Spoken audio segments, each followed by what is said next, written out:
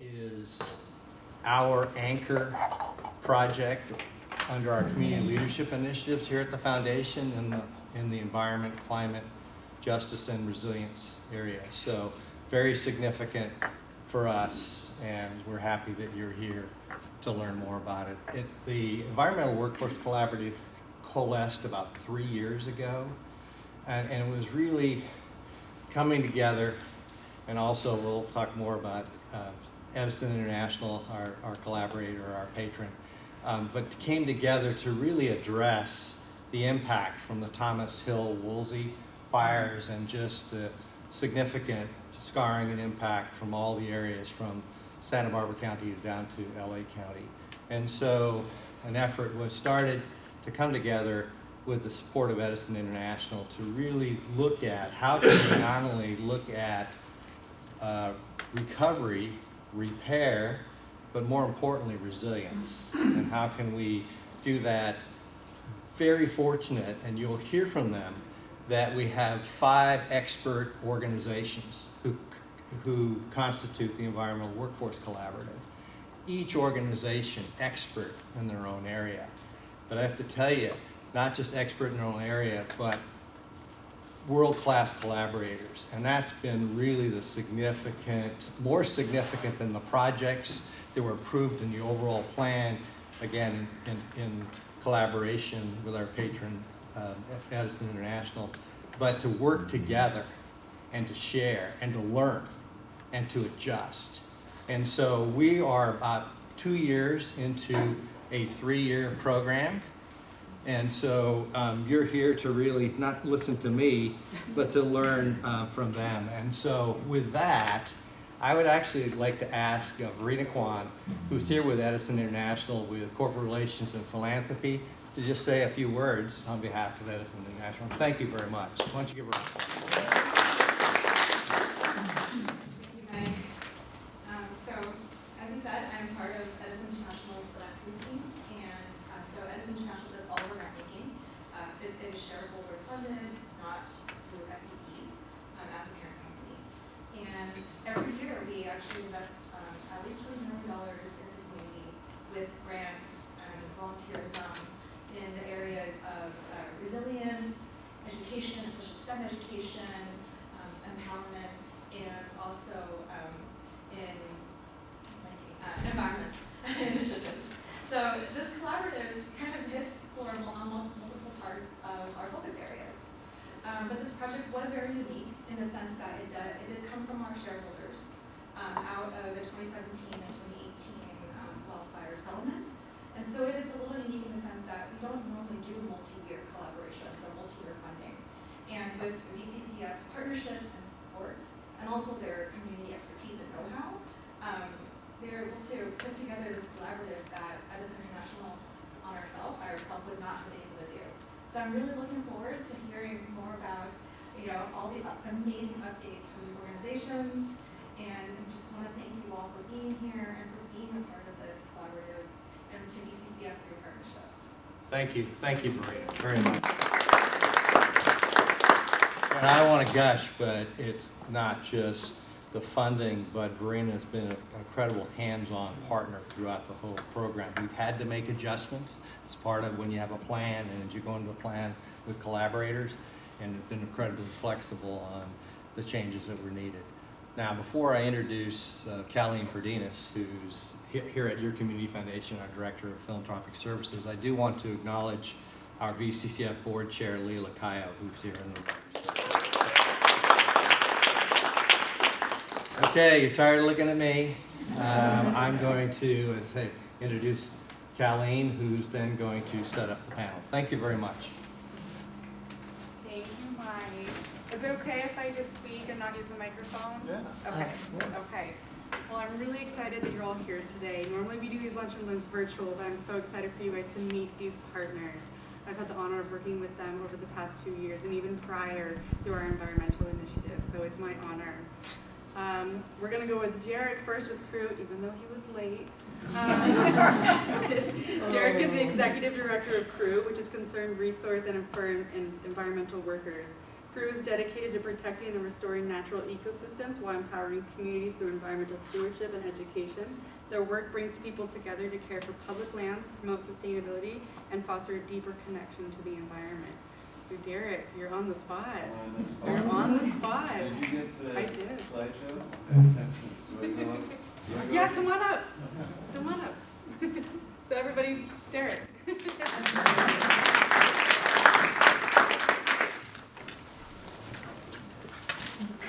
you, everybody. I thought we were in a different setting where casual attire was fine. So I'm used to this.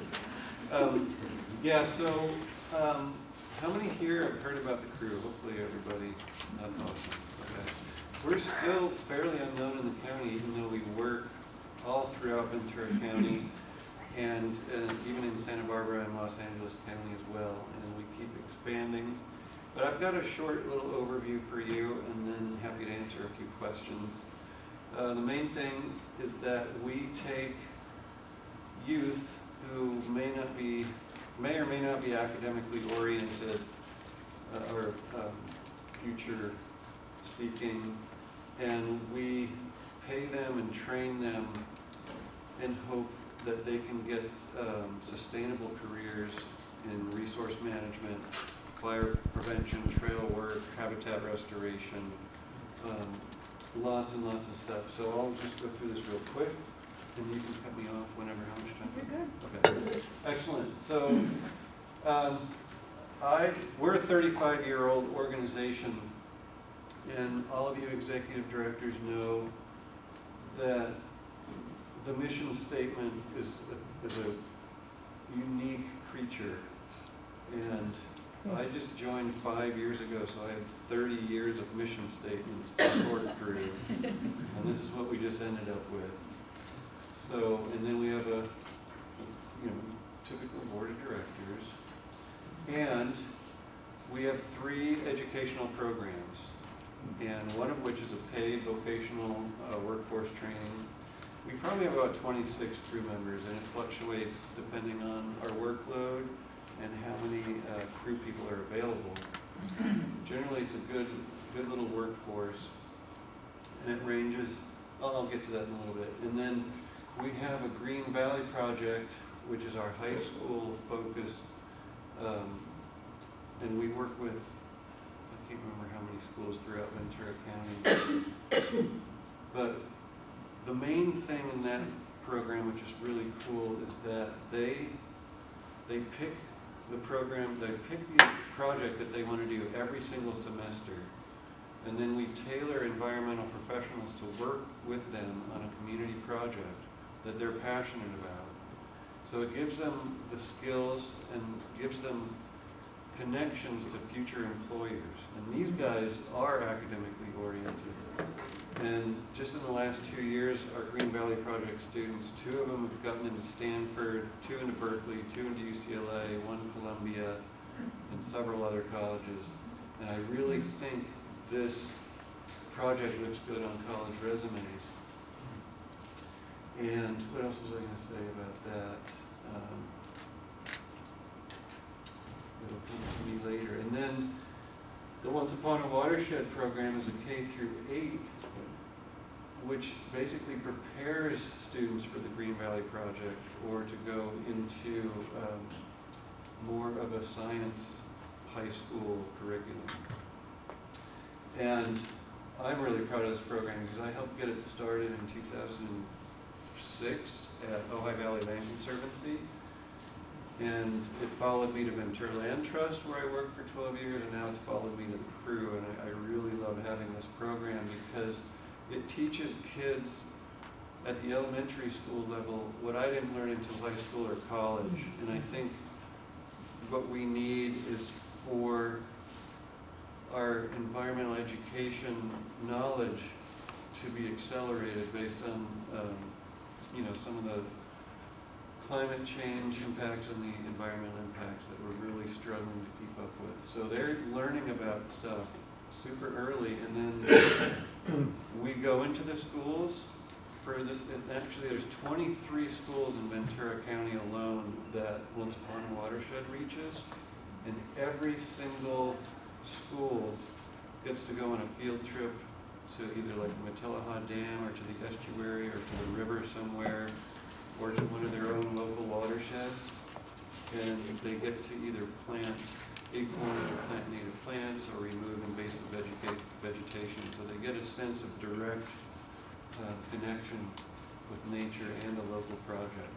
What's really cool about Once Upon a Watershed really quickly is we work with all the schools on the Ventura Avenue neighborhoods. And some of those kids that live a quarter of a mile away or less from the river, or maybe a half a mile from the beach, we take kids outside who've never been to the river or to the beach, and they live right there. And so just that we feel is an important connection, and they have fun. And then the high school kids obviously get into more nitty-gritty, such as planting oaks throughout the Ojai Valley, working on rodenticides with the Ojai Raptor Center. We're working with Ojai trees, and I can't remember all of them because 10 semesters of projects so far. Okay, so I can go on forever because I'm really passionate about environmental education, but just when we go to the crew field staff itself, this kind of gives you a sense of the youth that we are helping out and learning tons of stuff. So I'll quickly go through that. Next slide. Okay. So normally when somebody sees, oh, 40% of our crew staff leaves for a better job, that is considered negative. Not in this case. We did our job if we're doing that. So we're training them and they leave for jobs that are way better than what we can provide for them. We were typically close to minimum wage for the whole time the crew's been in existence. And then we just made a big change where our minimum pay is what they pay fast food workers. And that considerably helped our recruitment efforts. Because we figured, hey, we have to at least provide another option than fast food, and they're learning so much more about being a good citizen, a community member, and doing good work for the community if we're competing with fast food wages. 18% were happy if they go back to school. That's really good. 10% of our current crew, I've actually taken on, like we can legally pay 14-and-a-half-year-olds to 17-year-olds in high school. So I personally work with them on weekends and throughout the summer. And so I'm super happy about that. 9% are crew members that are advancing into careers we can directly help them with. And that makes us feel like we're doing our job. You know, and as with all employers, there's a percentage that it just doesn't work out with. So 9% quit or stop showing up.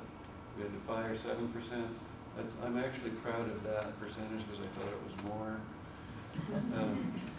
And then we're trying to work with our 4% that are just kind of doing good work for us every day, but we want to move them along into a career direction. And 2 of them are full-time. So these are the 3 basic work areas that we perform. Habitat restoration, trail work, fire mitigation is huge. We work closely with Stephen here at Ventura Regional Fire Safe Council, the Ojai Fire Safe Council. We work with the Santa Barbara Fire Safe Council.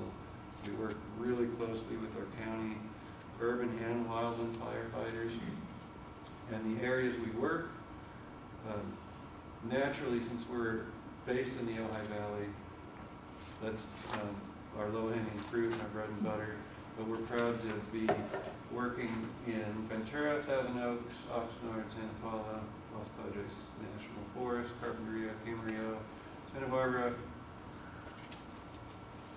somewhere, Piru, and West LA. And to get into some more specifics about our workforce pathways, generally, the kids choose one of these 3 pathways, and just I don't want to get into too much detail because get too much in the weeds, but I hope you get that. And then basically what we call is conservation is anything resource management type. If you think of all the government agencies that we get grants from or have to work with to get permits and stuff, that's what we call resource management. So, more detail. I'll leave it at that for now. And is this a good time to? Yeah. Okay.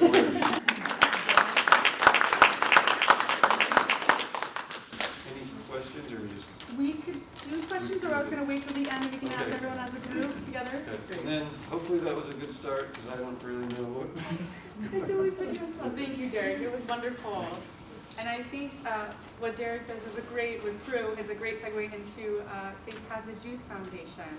Crew works with adults, and we'll bring up, everyone knows Tim Hagel. I mean, I don't need to introduce you. But I don't really know myself. Tim Hagel, he's the director of Safe Passage Youth Foundation. The Safe Passage Youth Foundation empowers underserved youth and families by surrounding them with education, mentorship, health resources, and a strong community of support to transform at-risk children into future leaders. Through its Youth Corps job training program, the organization provides paid hands-on workforce training where teens build real-world skills and conservation teamwork and career readiness while they develop a pathway to employment to long-term professional growth. That's a long sentence. I know, it's a good one. The run-on, huh? So everybody welcome Tim. Holly, do you have the, are you wrong?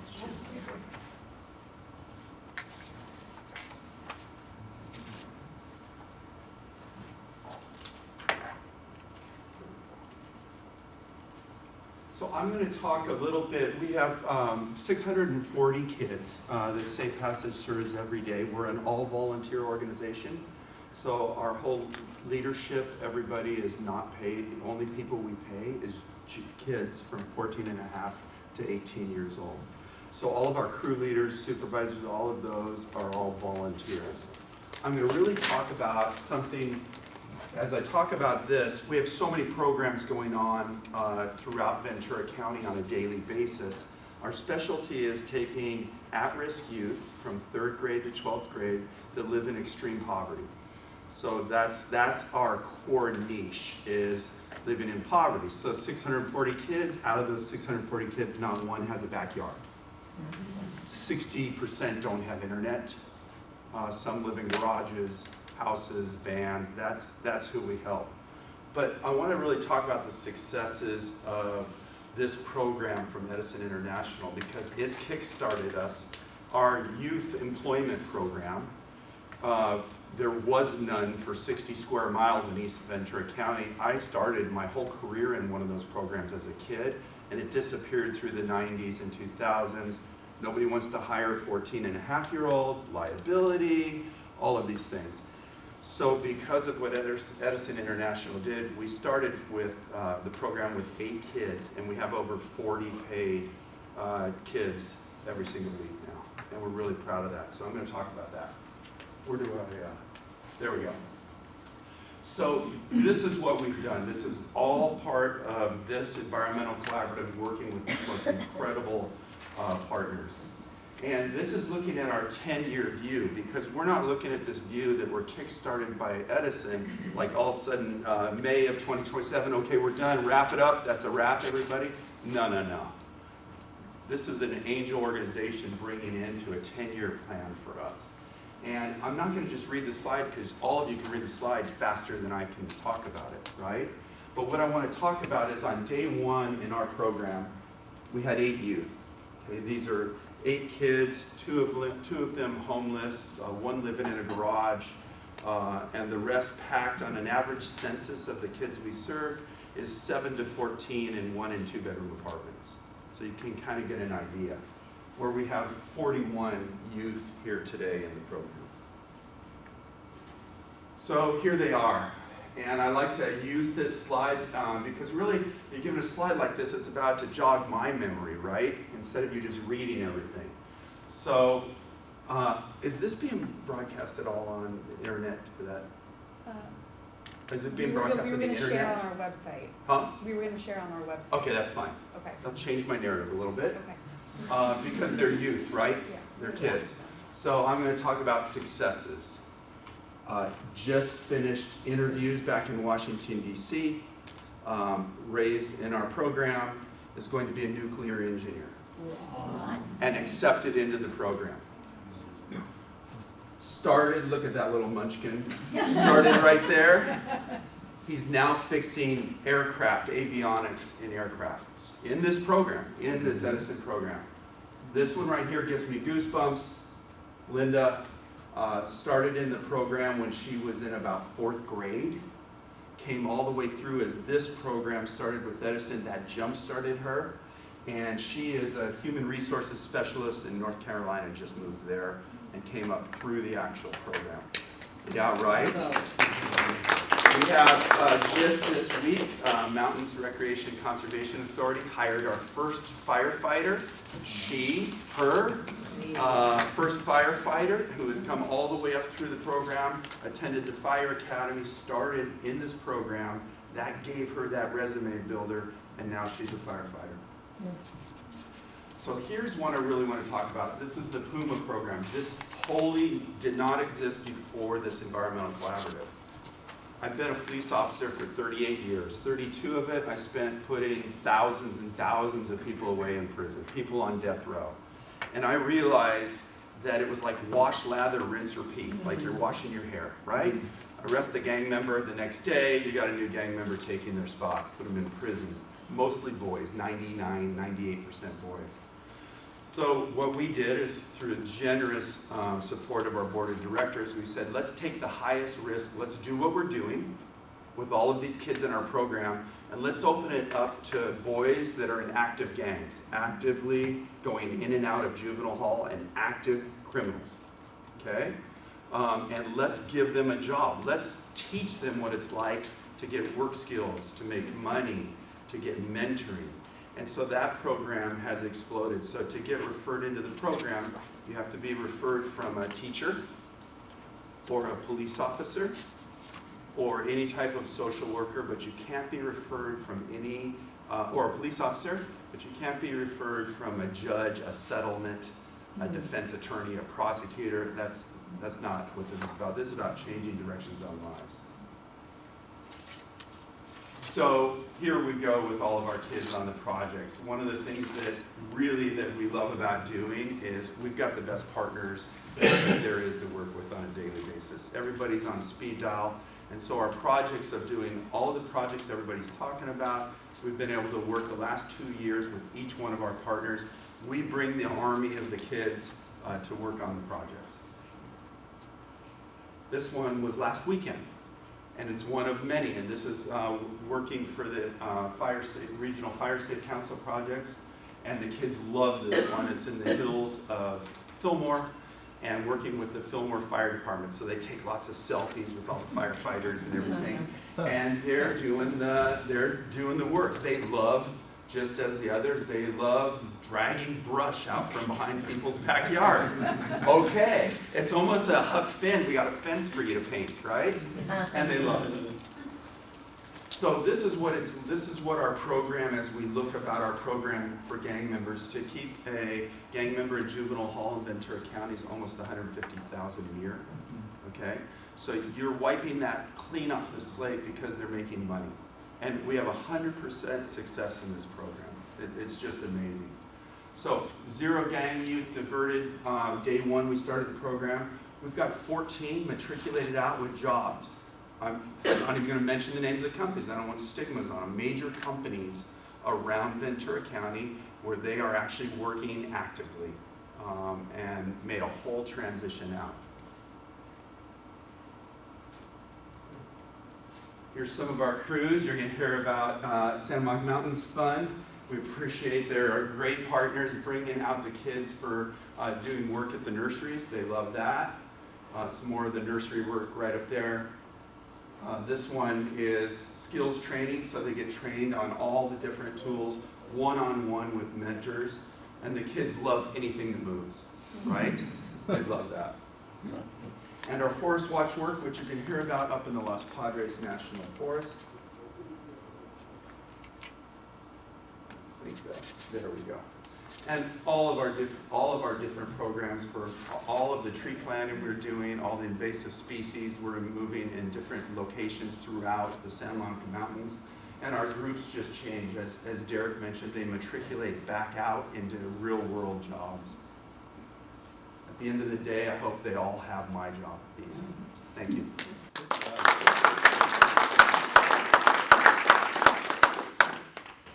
you, Ted. Every time you tell your stories, I get goosebumps.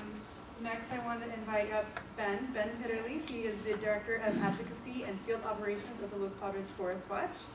The Forest Watch works to protect and preserve the National Padres Forest through advocacy, education, and citizen engagement. They're committed to safeguarding wildlife, clean water, and public lands for future generations. Everybody? Hey. Yeah, maybe in like a minute. You tell me when. I don't have a PowerPoint to show you, but I do have a video that shows one of our projects that I'm going to share in a minute. It's tough to follow Tim, but I'll do my best. So I'm Ben Pitterly. I'm the Director of Advocacy with Los Padres Forest Watch. And Forest Watch, how many people have heard of Los Padres Forest Watch? I'm curious. Oh, several of you. Cool. We're a nonprofit environmental organization. We work to protect wildlife and wilderness in the national forest. A big part of our work, honestly, is monitoring. It's kind of monitoring what how the federal government is managing public lands. It's a lot of what we do. But about half the work is more focused on community outreach and on projects like stewardship projects to help keep the forest clean and healthy and safe. And our work through this collaboration is geared towards that realm. And we have two main areas of focus that I'll talk about. One is our derelict shooting site cleanup work, where we're removing lead waste, like spent lead ammunition and microplastic from the forest. And I've got some images I'll show you. And then the other part is largely in collaboration with groups like Ventura Regional Fire Safe Council, where we educate community members about the best ways to protect communities from wildfire. And when you do that, when you educate them about how to protect communities from wildfire, we're also protecting our wild places and ecosystems in the forest, because for better or worse, maybe for worse, especially in Southern California, where we have a very unique fire ecology, there's a lot of misunderstanding about the role of fire in this natural ecosystem. And some of the methods that tend to be very sort of heavily handed, like fuels-based management, also come along with trade-offs and impacts. And so the more we can educate people about the most effective ways to protect communities, which is the primary goal, the more we can kind of alleviate some pressure from wild places where some of that work could be having like an ancillary ecosystem impact. And so we are fully we've stepped into this role, even though it's not a national forest. We're actively pursuing a lot of outreach related to home hardening, defensible space, helping people understand that zone zero, ember-free zone, and strategic use of fuel breaks. And that work is done through a combination of methods. We've been hosting community film screenings. There's a film that's actually out on PBS now. I think it's behind a paywall, but we're hosting free community screenings of a film. It's called Elemental Reimagining Wildfire, and we have a partnership with the producers of that film, and it brings in local, regional wildfire experts, firefighters. You hear from a lot of firefighters and a lot of fire scientists, and the end point of this is that, to keep our homes safe, to protect communities, we need to start from the home outward. And we've been doing screenings in most of the cities where we work. We have one coming up, I'll mention, in Ojai that I'm excited about, because I think we're going to get a really strong turnout. I believe that one, we will get you all the dates. It's coming up in late May.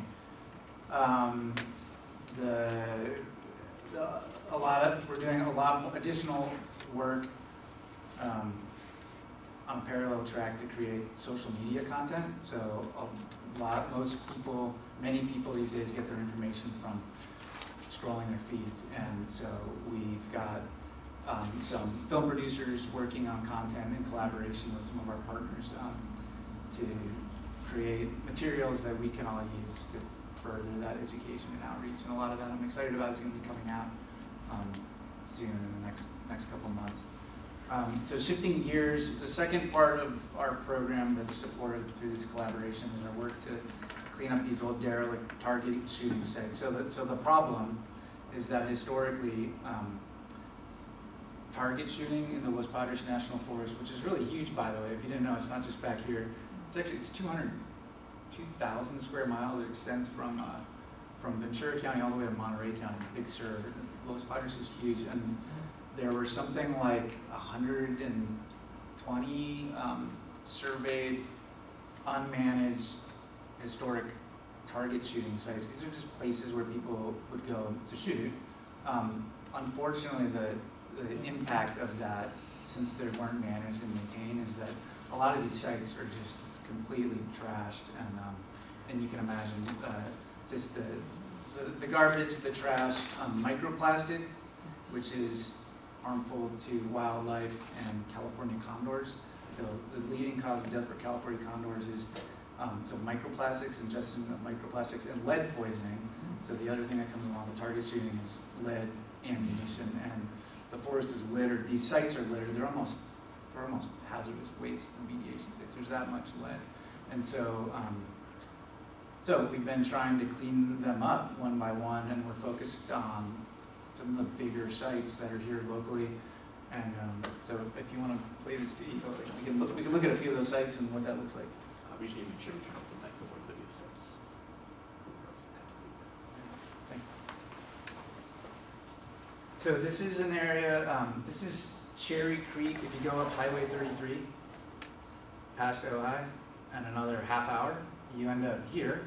And this is one of our main sites that we've been working with. All of our different groups have been out in this area with their work crews. And so you're looking at kind of Pine Mountain in the background. And then as we zoom in here, this is actually one of our crews. I think this is the Ojai crew, some of those guys on one of our work days last summer. And you're probably wondering what they're doing, hanging out in the dirt there, but they're meticulously cleaning up some of the waste from these sites. The contrast is kind of bad, but these are all shotgun shell casings. If the lighting is better, you get a much better sense. The ground is literally like covered in plastic and metal and lead waste. We also have been we host volunteer cleanups, so these are volunteer community members. This is a video of a creek bed, and all the silver white stuff, those are all bullets or bullet fragments that are in this dry creek bed. It was flowing like a few weeks before this was taken. But, these pockets, it's a ton of lead. Here it's actually in the water itself, like in the creek. And this is old, this is legacy pollution that just, when it rains now, it just literally is coming out of the soil and it rolls downhill and it gets into the environment. So these are like the gullies that it tends to collect in. And just look, this was just a couple months. This is a site we cleaned up last summer. We spent a whole week here. This was clean. So this is new. All that material is new, and it just came out of the soil after these last group of storms. Wow. So we're going to be going back and doing more cleanup. And you can see it's meticulous work, and unfortunately, it sort of has to be that way, short of doing a full excavator style, environmental remediation, which would be much heavier impact. This is how we've been doing it. So some groups of volunteers. That in the back was one of Tim's all-star staff members. So that's a bucket full of plastic and old shotgun shells. These are like little plastic, what is it, the bushing or something? There's another piece inside these shells. This is just a bag. This is what we collect. So this is a couple hours of one volunteer.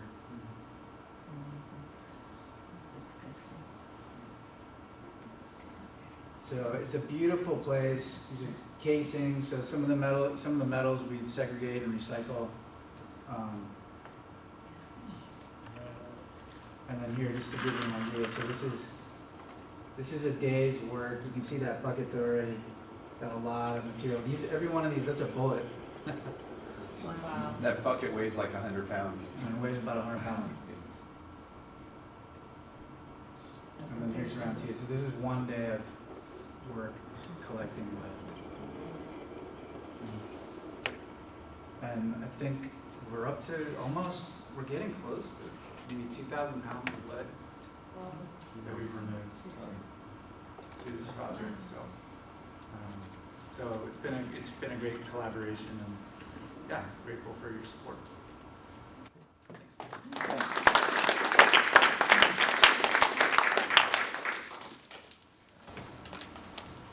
Thanks.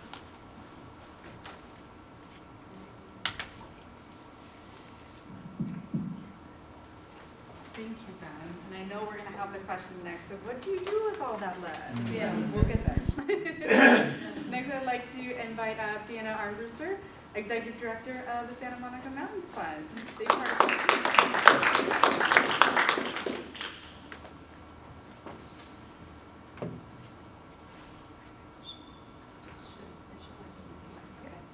Okay.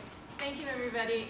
It's wonderful to be here, and hard to follow all these incredible gentlemen and organizations that do different kinds of work. Some of it is overlapping to what Santa Monica Mountains Fund does. Some of it is a little bit different. But it's been a real honor to be able to work with all of them and develop the friendships and trust and relationship and partnership that we've formed in the last couple of years, and to be able to support each other's organizations. So Santa Monica Mountains Fund is the official cooperating and philanthropic partners to both the National Park Service and California State Parks in the Santa Monica Mountains area. We've been a partner with the National Park Service since 1988, and while we've been working with California State Parks for more than 10 years, we formalized our partnership with them last year, and which allows us to build our capacity and do more work in the open space. These are the rangers. There's a mix there of California State Parks and National Parks. I have a lot of hot hat envy, so I tried to stick my head in there with my own cool hat. We work across a lot of different areas with these two agencies, including cultural resources, so protecting the land and artifacts of the native populations that stewarded this land before the 10,000 plus years before us. We have wildlife research programs that are dedicated to just studying the animals that live in this wider region and understanding how we can improve their habitat and the impact that we have at this urban wildlife interface that we live on here with freeways running through our beautiful spaces. Today my work is going to be focused on just one of the silos of work, and that is our restoration program. So this is just one aspect of what we're doing, and is what connects here to our grant from Edison International and what VCCF has been helping us with. We see much of what we do as bridging agencies, communities, and then having an on-the-ground impact. So it's been fascinating to work with two large agencies in the Santa Monica's national parks and state parks, because you would assume that there is more overlap than perhaps than there actually is. They do support each other, they do have cooperating agreements, but when the on-the-ground work is happening, they work very much independently in that work. And so by having friends organizations like Santa Monica Mountains Fund, we're able to connect the dots between those agencies and bring out our own staff and our own crew to help them navigate ways to maintain and care for the land and work on larger projects together. And we do that by bringing in the community through volunteers and working with a young workforce development crew. And then we hope that leads to on-the-ground impact. So if we're starting with the big picture in this area, we're looking at landscape scale restoration. So what you're seeing here in this picture is a bunch of milk cartons. And this is about 3,000 plants that we grew and then we put in the mountains. This area was burned in the Woolsey fire. So 96% of the National Park Service land was burned in Woolsey fire. And so this is right on the burn scar. And what we do is we bring in volunteers that are led by our young adult workforce to grow these plants in our nursery, native plant nursery, and then take them out and put them in the ground and then maintain them and water them until they have taken to the land around them. What will happen in an area like this is that these milk cartons will stay out for many, many months until we have a chance to see that the plant has settled itself, matured, taken into its new home outside of its little nursery environment, and now will be maintained there. This particular site that you're seeing is side by side with another 3,000 milk cartons and plants that are in there. All of these plants are, the seed is cultivated locally by hand and then planted and sown in our nursery and then replanted into the ground here.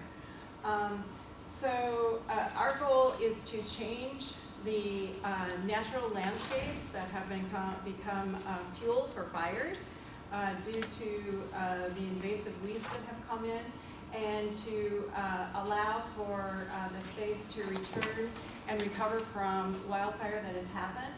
But also by putting in native plants, it puts us in a position where the invasive plants, when a fire comes through, they build fuel. And so on those big windy days, when you see all the fires starting all over, that is just perpetuated by invasive plants. And so by doing landscape scale restoration, we're working to try to change the landscapes. So if fire comes through here, our native plants are more resilient. So this is long-term stewardship. This is for our kids and our grandkids and our great-grandkids that we're working on this level. Sometimes it feels like a drop in the bucket, but if somebody doesn't do it, then we won't make any changes on the ground. So we start with the big picture in mind, and we have big dreams and big hopes, and we take it one day at a time from there. So when we first started working on these landscape levels, we would send a couple of biological techs. So young adults who are just getting into the field of habitat restoration, public lands, and they would go out into the Santa Monicas and they would collect, they would find native plants that were seeding, and they would collect 20% of the seed, and then they would bring that seed back to our nursery. They would clean and prepare that seed. Then they would plant 50% of what they collected to grow new plants. And the other 50% they would store in a freezer for future use and needs. And then when the plant grew, they would take 20% of the plants that would grow and they would take them back to the exact site where they collected the seed from. They had geotagged all the seeds to remember where it was and replant it there. You can imagine this is a very long, arduous, inefficient process. So we got a little smarter and we got some support, including the significant support we got from Edison International, and we started a seed farm. So we are now strip farming seeds. This is a year and a half ago when we first started the seed farm. It's grown quite a bit since then, and we are strip farming 9 native plants that are very, very popular to the Santa Monica Mountains, but also can be used in people's gardens so that we can educate the community about how to do that. So our nurseries, we grow about 125,000 plants annually through this process, and we're trying to scale up and be able to reach 200,000 by this year and continue that growth. So we talked about invasive species management. If you're not into plants, I spend a lot of my days with plant nerds who speak Latin in plants, and but I love their enthusiasm and their disdain for the invasive species. And if you're not familiar with mustard, you've definitely seen it. It's on all of our hillsides. It's overgrowing along all of our freeways. It is one of the most invasive plants, and it is one of the best fire fuels out there. So before we actually do any of the plantings on the landscape level, we go in, and whatever area that we're working in, we are removing these invasive plants. So part of the process is to get all of the bad plants out in order to get the native plants to take root and to be able to maintain.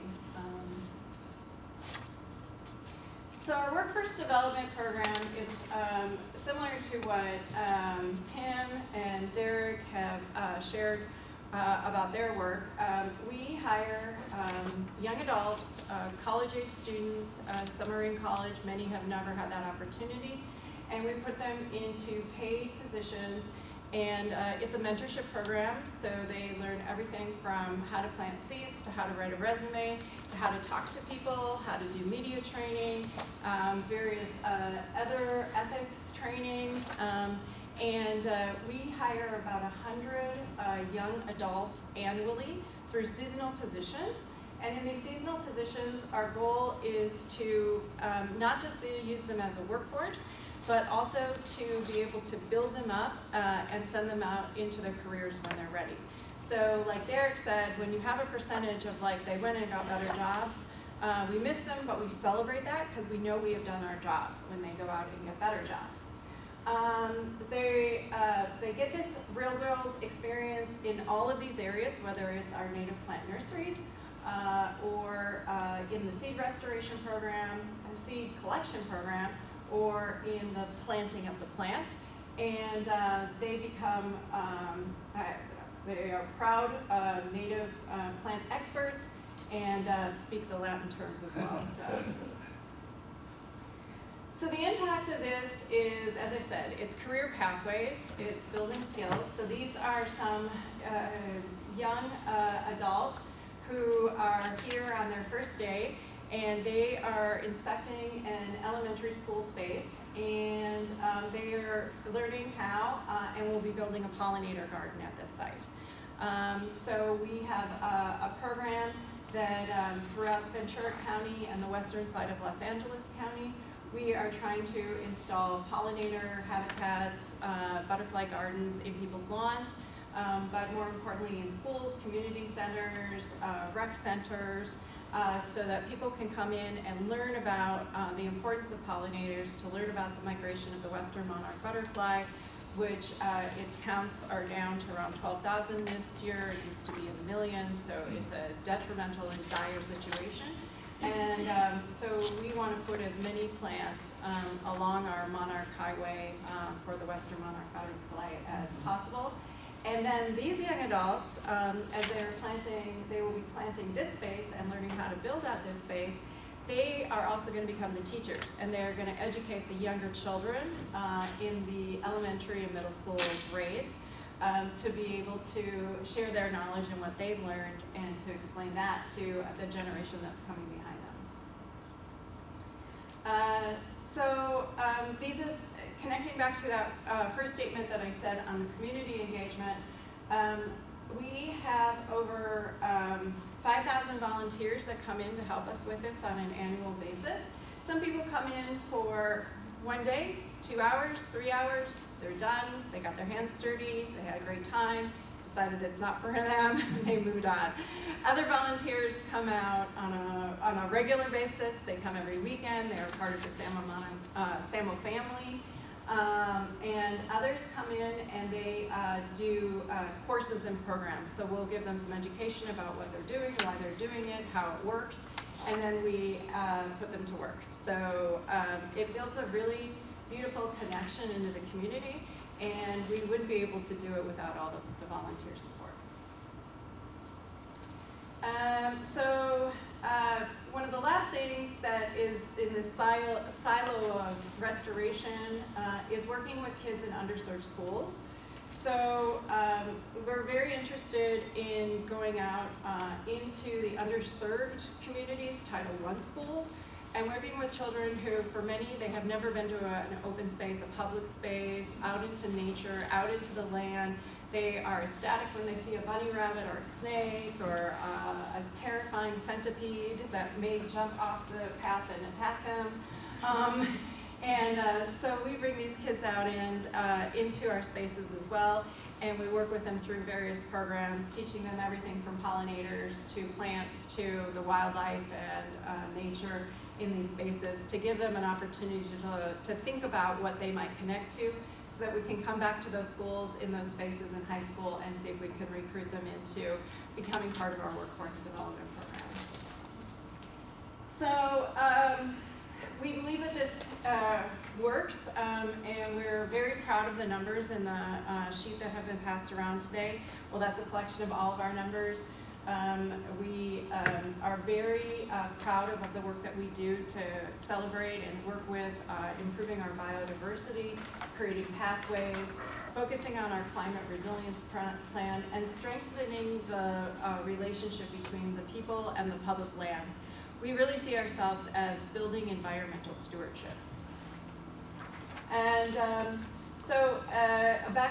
looping back to the public-private relationship, this is Assemblymember Jackie Irwin on the bottom. The top is Los Angeles City Supervisor Lindsay Horvath. We've also been doing a lot of work in Ventura County with the supervisors here. And our goal is to be able to take the support we received from organizations like Edison International, which before we had this grant, I will say in the 3-year period, if we hadn't gotten the funding from them, it gave us the capacity to really scale up. And it was, it changed our organization entirely. When I came to Santa Monica Mountains Fund, I was the first full-time person hired. 6 years ago, I was the executive director of an organization of 7 people. And the first big grant that we were able to secure was the Edison International funding. And today we have over 100 employees on staff. And so by giving us their support, it allowed us to go out and secure other support. So we want to thank them very much for their support, and also for Ventura County Community Foundation for helping to guide us through this process. So thank you very much. Thank you. And if you haven't had the opportunity to volunteer at the nursery, I highly encourage it. It's beautiful. Last but not least, I would like to invite up Stephen Watson. He is the Executive Director of the Ventura Regional Fire Safe Council. The council is committed to reducing wildfire risk through community education, collaboration, and proactive mitigation efforts. They work to build fire-resilient communities by promoting safety and preparedness, mobilizing partners to implement immediate and long-term solutions that enable and empower residents to live safely with wildlife, safely with wildlife. Thanks, Cal. Okay, so I'm going to time myself, because if I don't, I will take the rest of the 30 minutes. You've got 13 minutes. 13 minutes. Okay. Yeah, you can actually. And then I want to make sure there's time for questions, because there's so many amazing people that are working on these projects, and I'm sure you all have questions too. As Cal said, my name is Stephen Watson. I'm the Executive Director of Ventura Regional Fire Safe Council.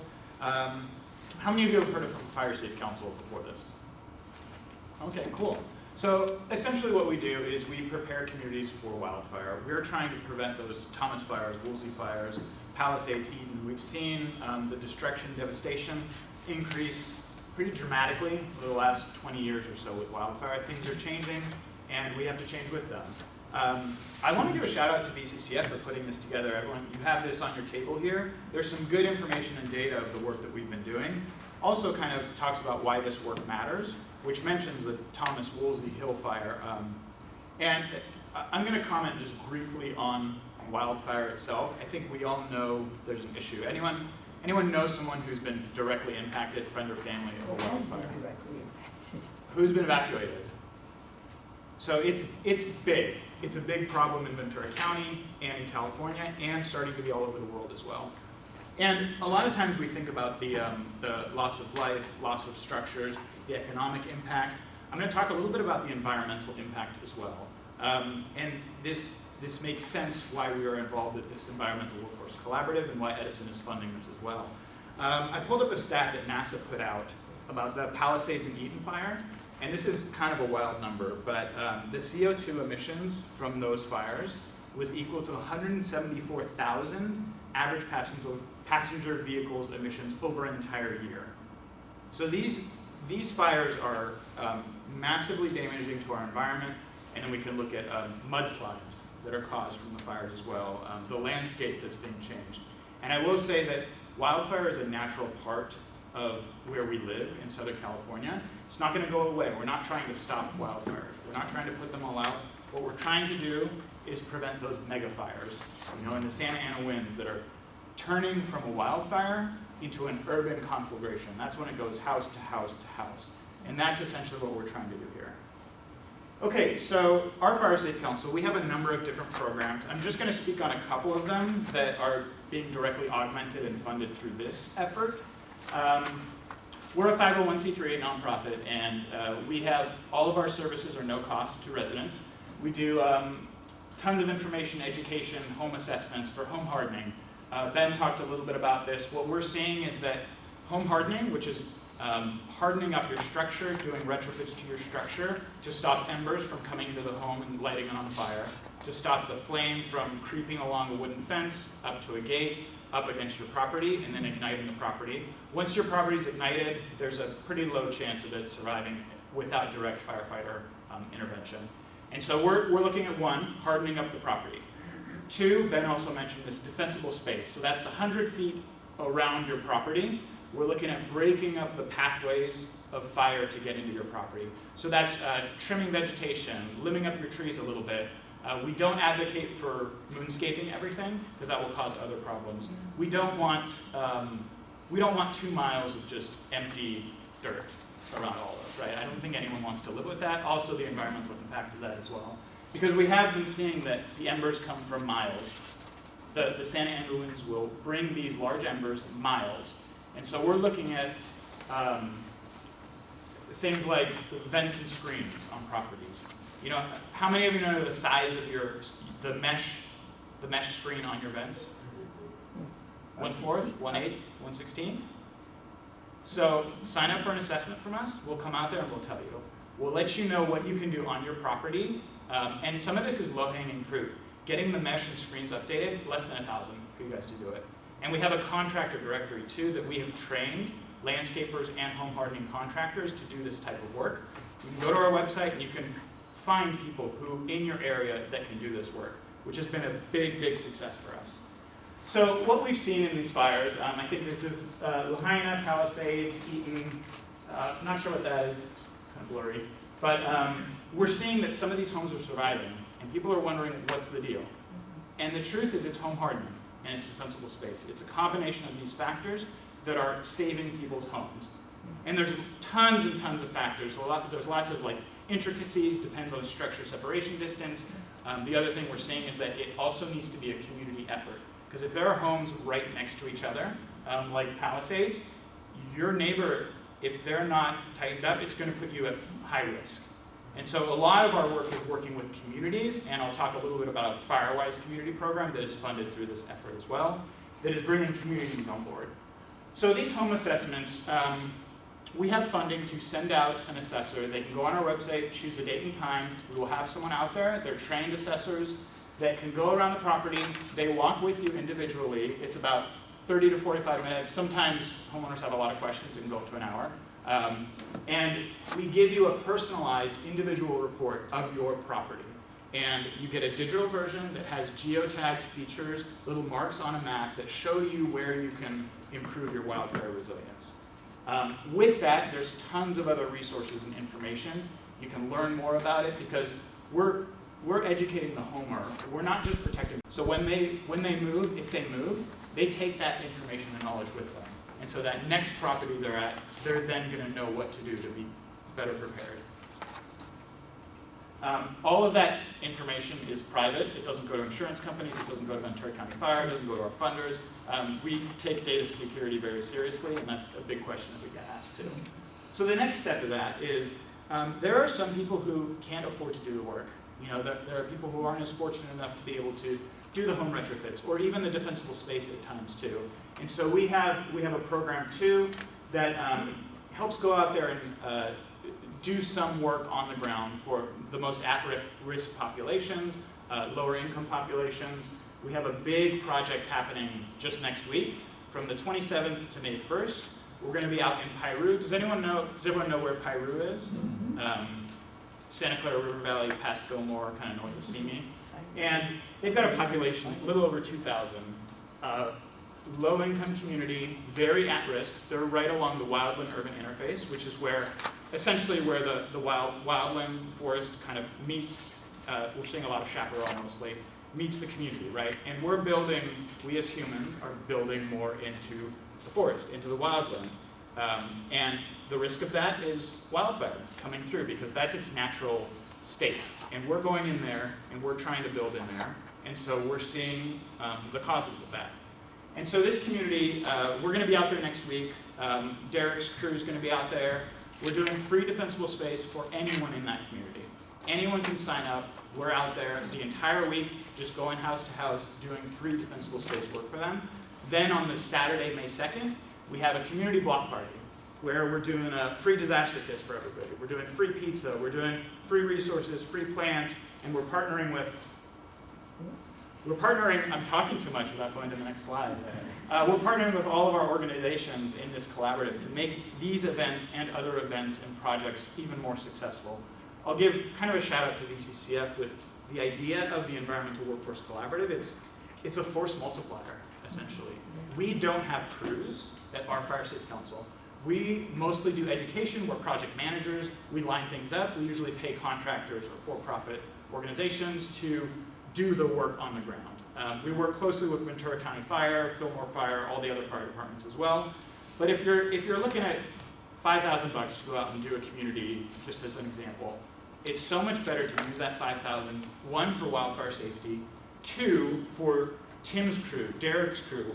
We're training youth, and you saw the presentation from Derek and Tim about the impacts that this funding is doing for the kids and for the youth. And then we're also getting the component of wildfire safety. So it's like multiple bang for your buck there. We also do free community chipper events. And this is essentially for those communities who do the work on the properties themselves. They line up the brush just on the side of the road. We'll come by with a chipper and just take it up. There are sometimes we'll have specific locations. And Tim's crew is out there dragging brush from people's property over to that specific location for people who don't have a truck or don't have the means to kind of haul that vegetation out there. So the component I mentioned earlier of the community engagement, it's really important to have neighborhoods involved. We need to have 60, 70% plus of the homes and communities involved in this process. Otherwise, it's going to bounce house to house to house. What we're also doing is we're creating buffers. We're giving firefighters a chance to combat these fires because mountain fire we saw, Palisades we saw, they are evacuating. The first 5+ hours they are evacuating people. They're not even fighting the fire because they can't. You know, and if we have natural breaks in the fire because of homes being hardened, they're going to be able to position themselves. They're going to be able to actually have a chance to stop the fires from getting to the next properties. So what we do, this is a nationally recognized program. We assist communities in becoming recognized. And part of this, so the hardest part is number one, forming a team. We can't force people to do it. You know, we give them all the information. We do a presentation. I don't think this is my timer. I still have 2 more minutes. And we help them do an assessment, a risk assessment of their entire neighborhood. They then develop an action plan. We help walk them through that whole process to the steps that they're going to take. Year one, what are they going to do? 25% of the homes are going to have vents, mesh screen of the correct size that doesn't let embers in. Year two, 50%. Year three, 75%. So we go through these action plans with them. And with this funding, which is so unique, it's hard to find funding for this, and I think it's one of the most exciting programs. We actually, once they're recognized, can provide funding and purchase things that are hitting these action plan items. The state, federal funding, they're not going for this yet because they have to go through all these loopholes and processes and red tape in order to do this. But we are having a contractor come out and do vents and screens on 50 properties through this funding. And the Firewise communities actually, they submit funding requests to us. And then we look, is it in your action plan? Okay, great, it's been approved by CAL FIRE and NFPA. As long as it's there, we're gonna be funding that work. So it's just a really awesome effort. This number actually has to be updated. It's another 25,000 now with just this recent cycle we did. So we're looking at about 67,000 directly funded to Firewise community efforts for those action plan items. Yeah, I guess you can look at the statistics. I won't read them off. There's also more statistics on here. For that home assessment, we do no-cost home assessments to residents, to the thing I mentioned before. And just last month, we did 100 of them. We have 1.5 people doing those assessments, and it's an hour each. They're very busy. And I'll say I just heard a couple months ago that in LA County, there's a company charging $500 for a home assessment, same type of thing we do. And we're doing it for free for residents. So this funding is just so crucial because we need to get people involved and engaged. I'm at 12 minutes, 30 seconds, so I've got to stop, but I appreciate you all. And I didn't mention the word Zone Zero. Ben mentioned it. It's a Pandora's box. If you have questions about it, I will be here for a while. Thank you, Edison and Marina. Always a great partnership. Thank you. I don't know if you guys want to come sit up at the table. You're kind of all sitting together already. Yeah. Just keep it there. Keep us here. Okay. So you just heard. name tags? You can hold them up. So you just heard little snippets of what they do. This has been such an amazing opportunity, and a little bit of a rewind in how they were brought together is an opportunity to interview numerous number of organizations in the environmental sector, and when meeting each of you, it just is an automatic connection to bring you together and do this work. So I just wanted to give anybody an opportunity to ask any questions. This is the big question for all of you and especially for Edison. You're in year 2 of a 3-year program. What happens at the end of year 3? I'll take that one for us. We're moving straight on. Yeah. Well, I mean, what about funding? We are already working on funding. So for our Puma crew, we're going to receive funding from the probation department, who's desperate to find programs where you don't incarcerate 15-year-old boys. So that right there is, and everyone has creative sources. I'm going to put Edison International on the spot. Say, any chance you'd continue funding? Well, we don't know at this point because this project does go until 2027. And so it's really an assessment of, all the different projects that were funded. And, we also, in addition to this, because I mentioned this was special funding, right, through some of the settlements from the 2017-2018 wildfires. As part of that settlement, this has never been done before for Edison, where the company committed, or the shareholders committed $24 million between the years of 2023 and 2027 for projects like this all throughout our service area, but of course focusing in Ventura and Santa Barbara counties. But besides this, I also mentioned we have our $20 million annual grant-making budget, and some of the folks here who are part of the collaborative are already grant partners in part of that program. And so there are different avenues, to continue supporting this work too, especially because of the impact we heard today. Carrie brought a checkbook. Hey, this is important. They've made all this progress. You hate to see something just stop and grind to a halt or slow down so that you've lost the momentum you've already built. I will say one more thing, where some of the things that we assess for in our philanthropy every day is sustainability of some of the projects. And I think with certain funding, our partners have been really amazing at using that funding from Edison to talk to other funders and say, hey, there's this money that we have. What can you do to chip in for this great project? And all of our partners have been so great at leveraging that funding that sustainability, I feel like the ball will keep rolling. You're seeing things like matching grant funding Yeah. and stuff like that that can keep Yeah, things for going. us as transportation of youth is its own legal. Without Edison International, with what they provided, we were able to become completely self-sufficient on youth transportation, and that's huge. It is huge. We would spend $50,000 a year just on to contractors, right? Now we can do it ourselves. Excellent.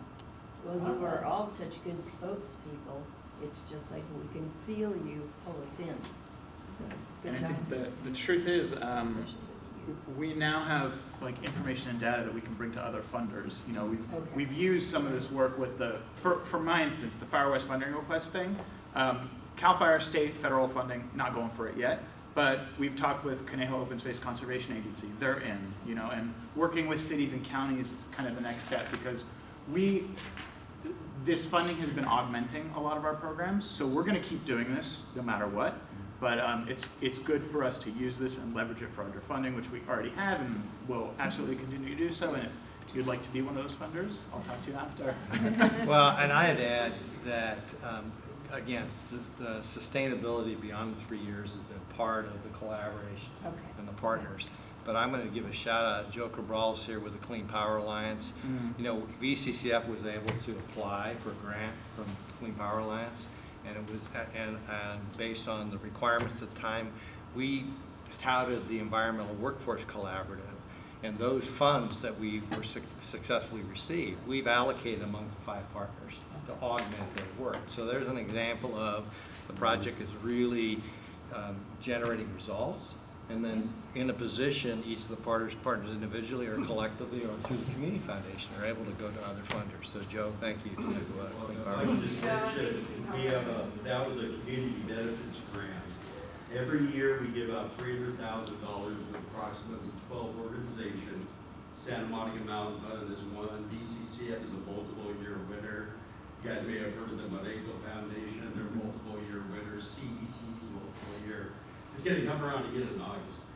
So I would suggest going online to cleanpoweralliance.org and signing up for our newsletter to make sure that you're informed about this. And if your organization doesn't qualify for it for some reason, at least you can hand it off to other organizations and make that work. And yeah, thank you so much for the tip of the hat. The tip of the hat back to you. I'm going to be in the stream tomorrow with Assembly Member Bennett. And he's sponsoring not 1 but 4 bills on fire-related bills. Yeah. And so everything I've been listening to in the last 2 hours, I'm going to be talking about tomorrow. So thank you so much. Very educational. So I very much appreciate it. Can I add real quick how important I think this funding really is? As Stephen mentioned, that there's always at least 1 or 2 in your neighborhood that hasn't worked very hard or at all on making their neighborhood safer, their own house safer. This funding from Edison allowed us to do the capacity growth and add 15 to 20 more crew members. And the hugest thing is we specialized in helping the fire department correct all the violations of the weed abatement. So let's say in September, October, November, there's all these violations that the fire department's catching up to. They weren't able to clean their properties and get all the brush removed. We've been able to do this for those who can't afford it, specifically using Edison money. And if you don't realize how important that is in neighborhood and neighborhood, community, so many people can't afford the crew's cost to do this to begin with.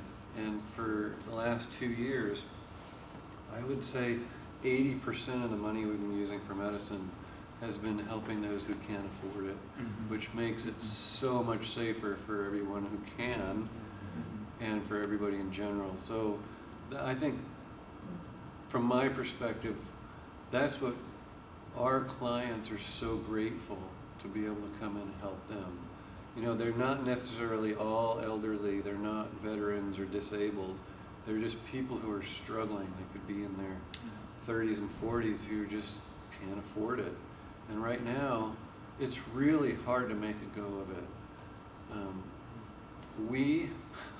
Our youth, there's none of them are homeowners.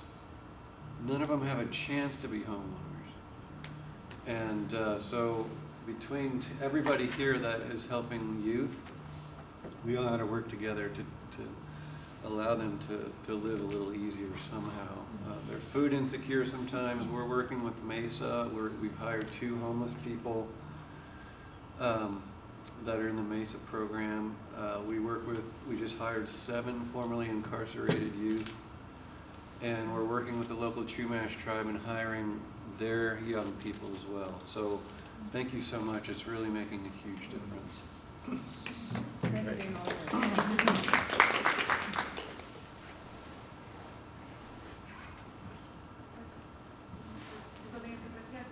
I've got a question. I'm a complete noob to this group and to this area. I'm based in Santa Barbara. But I'm curious, it sounds like all of your organizations are run by unpaid volunteers for the most part, and I'm just curious what your training looks like for them, and how are you finding such dedicated people to show up every day? So in our case, we have staff and volunteers. It's a combination of people that are doing the work. Same. So the staff, we offer them, I think someone else said it, the same as a fast food worker. So their early entry, for many of them, it's their first job. They struggle, somehow don't have bank accounts that they can set up, so they don't know how to do like an auto pay to get their paycheck. Some, are trying to figure out how to get their social security numbers because their parents didn't keep the card or something along those lines. So from the moment we interview them to when we hire them, it's an educational process all the way through. But then, so that's like, we always say it's kind of twofold, right? Because we're doing the environmental work to change the landscape, to grow the plants, to collect the seed, to get them in the ground. But on the other side, we're just not hiring people for the sake of labor. We're hiring people that we are educating so that they can go on and make better career choices and have more opportunities. Then for our volunteers, we beg and we ask and we encourage, and the only thing we really have to offer in those situations is everybody who works for a couple hours can take home 3 small native plants of their own.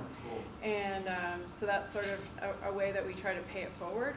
And if they're coming on a regular basis, we have some really beautiful stories of people who have come in and they are changing their lawns and putting in native plants, and even if they're not a complete home makeover of a lawn and making everything native, just the blend of the native plants into their gardens creates biodiversity.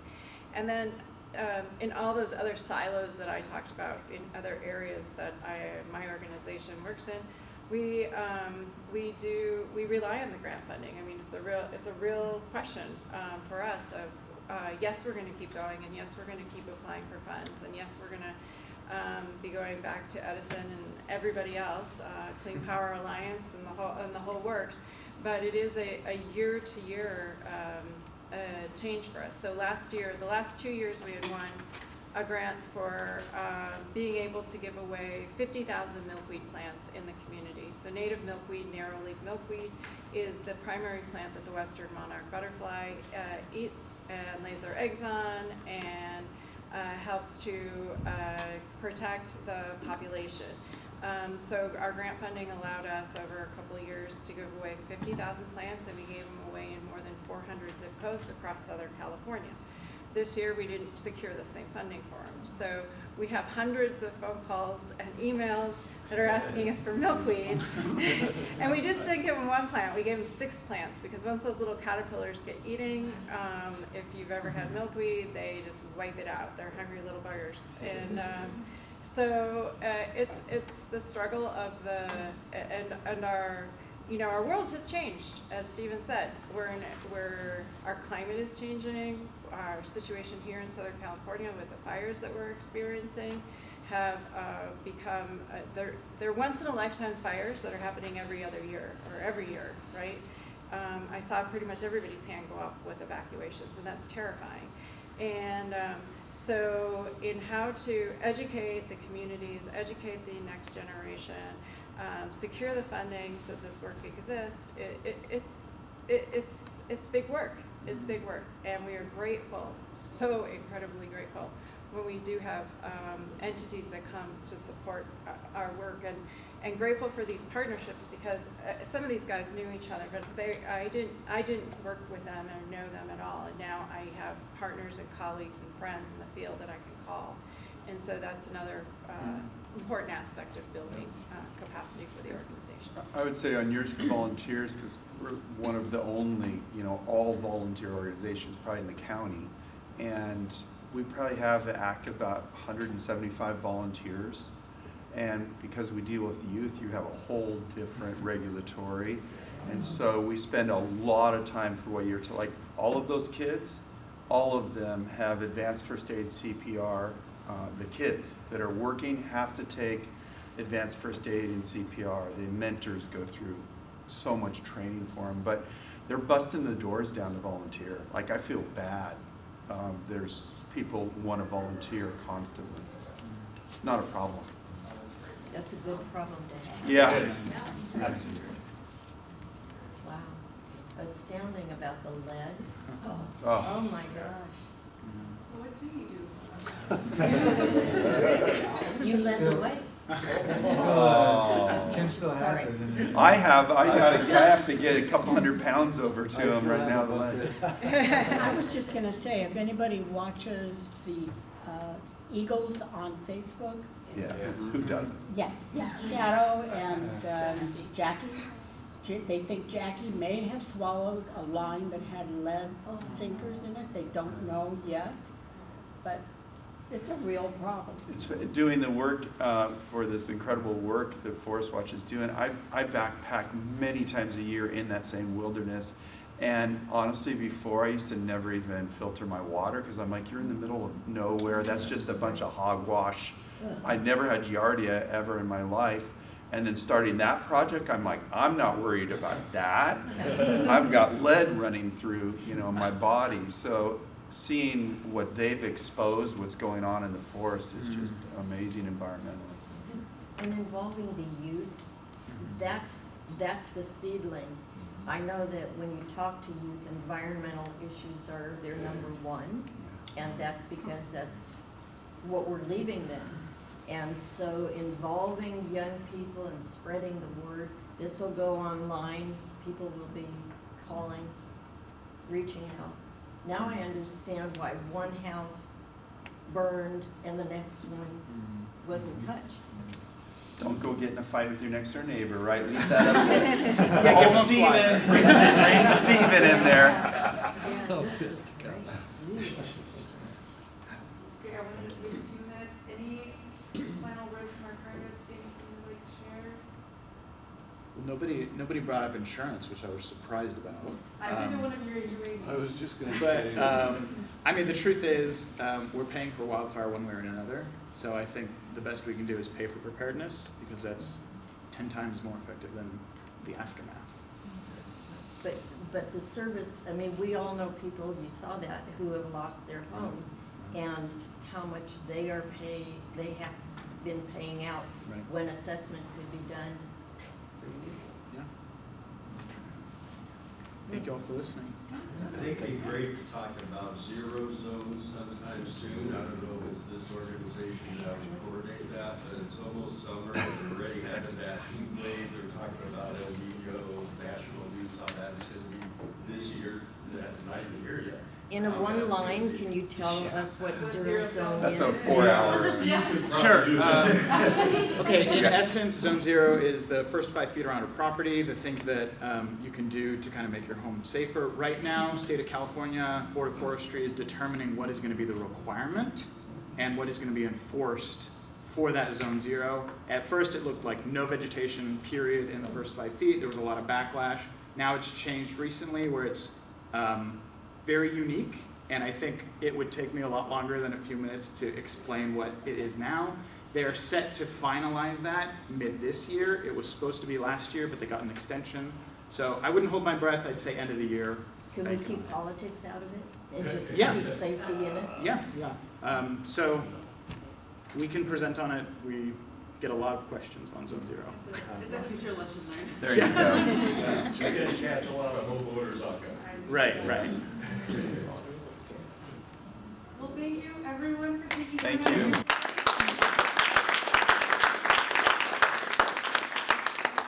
guys learned about this program. I think some of you will stick around for a few more minutes, so feel free to ask some questions. Thank you. Thank you.